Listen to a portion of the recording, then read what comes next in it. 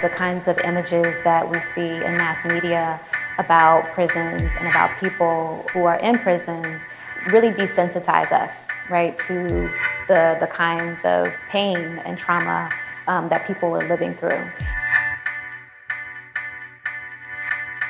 Mass Story Lab is a art and design project that is based on the idea that the people who are most directly impacted by mass incarceration, through their stories, through their creativity, and their lived expertise, have everything that we need in order to find solutions to truly ending mass incarceration.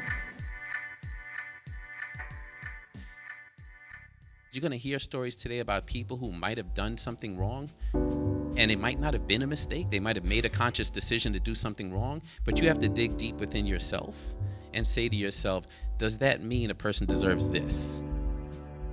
People who serve time in jails and prisons are human beings. Their fathers, their mothers, their uncles, their brothers, their sisters, their wives, their husbands, sons and daughters, all human beings who have made bad decisions or maybe made one bad decision, but that bad decision or those series of bad decisions should not fully define who that person is. The earliest memory that I have of Rikers Island was an applause.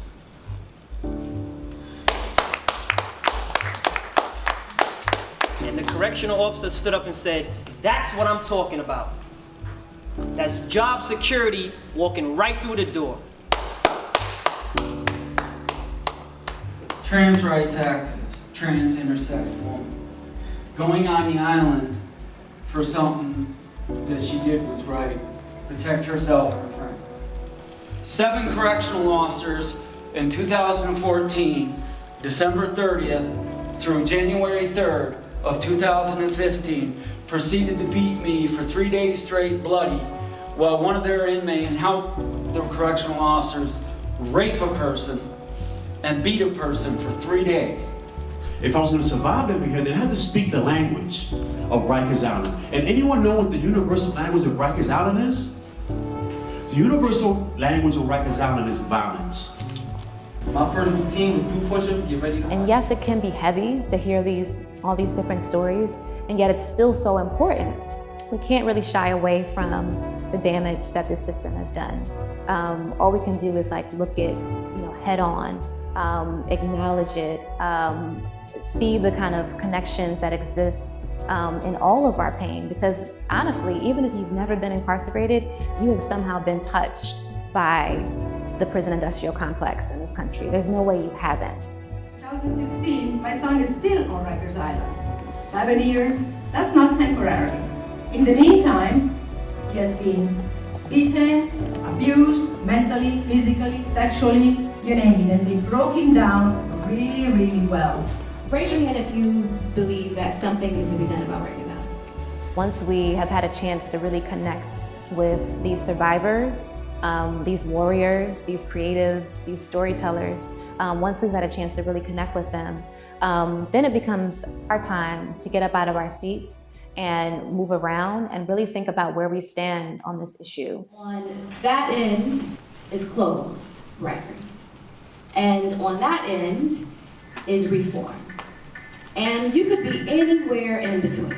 Yes, today's stories and workshop did get everybody in the room involved, which is one of the rare moments that this has ever happened that I've seen over the years of being on panels. And the fact that people were in discussion in groups, I stepped into a couple of them to listen, and a lot of good ideas came out of it, a lot of good suggestions came out of how to go about closing Rikers. My name is Sharon White, and I'm a retired correctional officer. And I would love to stand here and say, what the storytellers are saying is not true. But it's so true. It is so true. Mass Story Lab is going to travel to 20 cities across the country. Each of them will choose a question that they are grappling with, that they want to take on.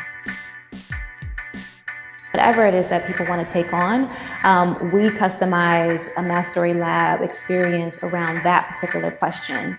In every lab, there are always stories from people from that community who were directly impacted in a range of different ways. And they're also insight zones, creative spaces in which people get to envision and begin to catalyze change in their communities.